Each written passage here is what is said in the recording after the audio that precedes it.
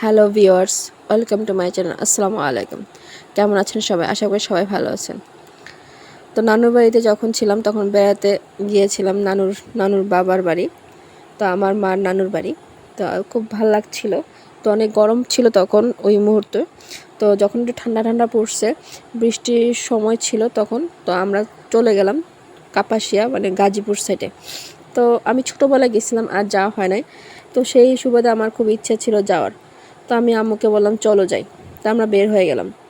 তো ওখানকার মাটির ঘর সব কিছু, আমার নানু বাড়িতে মাটির ঘর ছিল, এখন অবশ্য দালান কোঠা হয়ে গেছে। তো এখন আর মাটির ঘর তেমন দেখা যায় না আমার নানু বাড়ির এলাকাতে, নরসিংদীতে। তো এখনও গাজীপুর সাইডে কাপাসিয়াতে এখন অনেক বাড়িতেই মাটির ঘরটা আছে। তো আমার কাছে খুব ভালো লাগছে। মাটির ঘর নাকি অনেক ঠান্ডা শান্তি ছিল। আমি ছোটোবেলা ছিলাম, বাট আমার মনে নাই।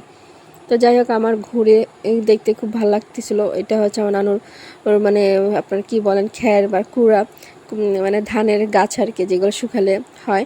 তো সেগুলো রাখার জন্য জায়গাটা বিশাল বড়। তো ওনার গরু আছে, ওই যে ওনাদের গরু।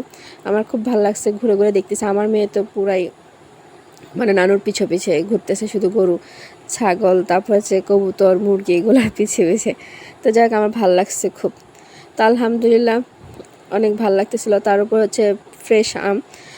আমার শ্বশুরবাড়িতে আছে, আমার নানু বাড়িতে আছে, সব জায়গায় আছে, যাদের বিশেষ করে জায়গা আছে, মানে বাড়ি আছে নিজস্ব, গাছ লাগানোর মতো মন মানসিকতা সবার বাড়িতেই মোটামুটি গাছ, ফলের গাছটা লাগানো হয়। এটা হচ্ছে আমার মার আরেকটা মামার বাড়িতে।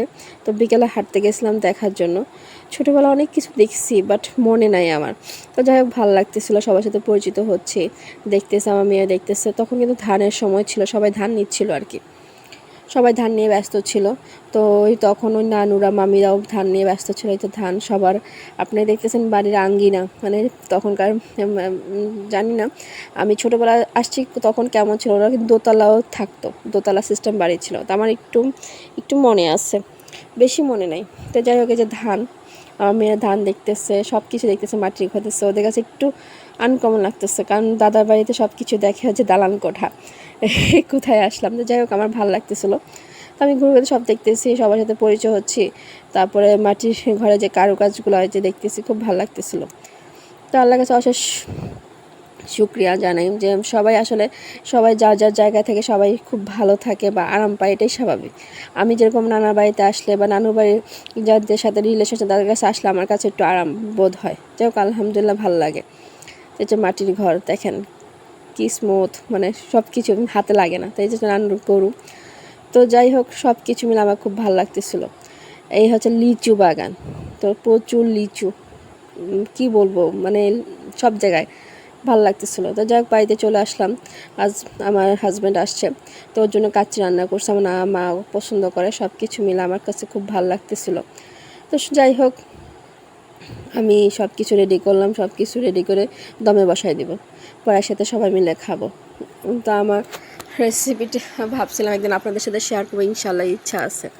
যেদিন প্রপারলি সব কিছু, আসলে কি আমি সময় পাই না, বা আমার কেউ হেল্প নাই যে কেউ আমাকে ধরবে, বা আমার সব কিছু আমি নিজেই করি, আবার নিজে এডিট করি ভিডিও, সব কিছু। তো যাই হোক, ভালো থাকবেন সবাই, আমার জন্য দোয়া করবেন, আমার ফ্যামিলির জন্য দোয়া করবেন, বাচ্চাদের জন্য দোয়া করবেন। আর প্লিজ ভিডিও ভালো লাগলে সাবস্ক্রাইব করে দিবেন, আমার ভিডিও লাইক করবেন, শেয়ার করবেন, প্লিজ প্লিজ। আল্লাহ হাফেজ, আসসালামু আলাইকুম।